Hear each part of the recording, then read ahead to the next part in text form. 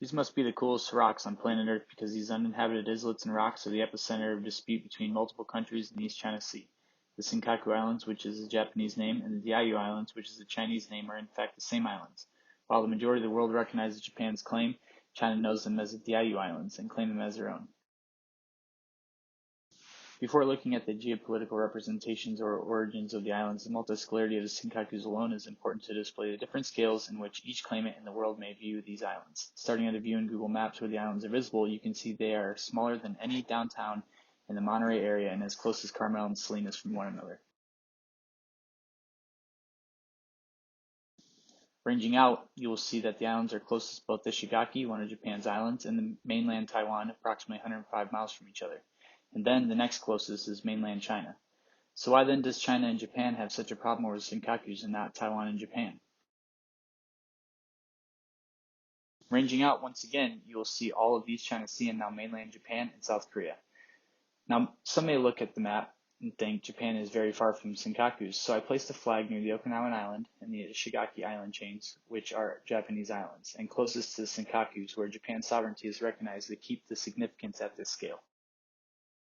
This last scale brings in the Philippines for two reasons. They are in contention with China in the South China Sea, which has relevance to East China Sea disputes, and two, they are geographically in proximity in relation to mainland Japan to the Senkakus, but like South Korea, do not have a claim toward the Senkaku Islands.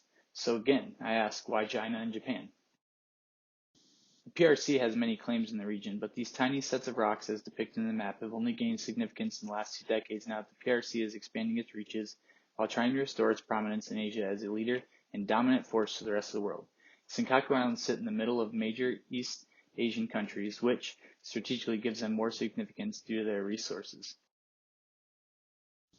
In this map, you will see that the orange line depicts the exclusive economic zone that Japan currently claims. This claim is recognized by the international community but not by China. The yellow line depicts the exclusive economic zone that China currently claims. As you can see, each line includes the Senkaku Diaoyu Islands for each respective country. Here's the current Japanese claims for each of the zones included in the UNCLOS. The Senkaku Islands are clearly inside the EEZ of Japan and does not include any of the other land masses or islands that are claimed by any other country. Senkaku Islands are the only disputed landmass under Japan control. Also, note that this map does not say Diaoyu because it is made by Japan. Here we have a map that is derived from China's claim and further depicts the claims that they have in the South China Sea. The line is a bit different from what we saw 2 slides ago, which shows how different maps can create a narrative on their own by just drawing a line. This map clearly shows Taiwan is well within the nation claiming area. Additionally, this map depicts how China has many issues with neighboring countries, not just Japan. Dr. Zachary Shore's work on strategic empathy can be applied to this dispute. Understanding your enemy and being able to think like your opponent will help you find out what really drives and constrains the other side. Maps depicting China's territory from 1644 to 1911 AD show no claims of the Diaoyu Islands, therefore strengthening the argument that this territory was not of significance in China's past. Another map from China in 1806 shows the Japanese having control of the Senkaku Islands instead of China. Stanford scholar Zhang Zai uncovered that Chiang Kai-shek, ruler of China from 1927 to 49 and Taiwan from 49 to 75, wrote in his diary that he cared very much about the islands but feared that U.S. would be worried about Chinese expansionism, so he let the issue pass at the 1943 Cairo Conference. After the surrender by Japan, the U.S. held sole administration of Okinawa and the surrounding islands, which include the Senkakus, though Roosevelt had no desire to share control of these islands with China during the Cairo Conference, and later in 1952, U.S. ambassadors relayed to Jiang that they had no desire to return the islands to Japan either.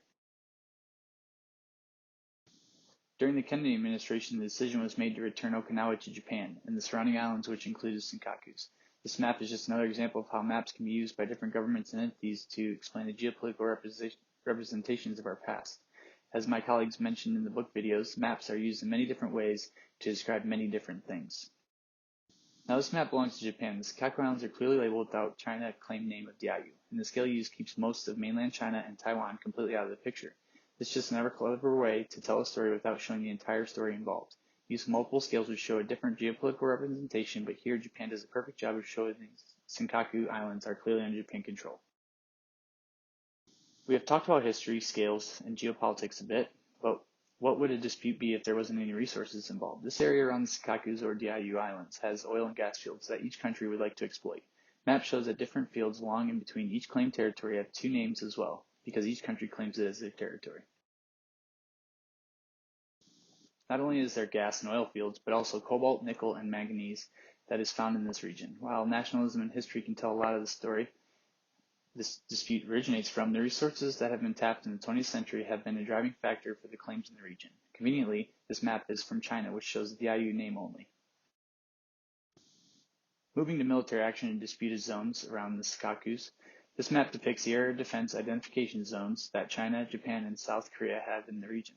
As you can see, they also overlap, and this ADIZ for Japan is much closer to China than the EEZ is. Additionally, China's ADIZ is not as close to Japan's EEZ.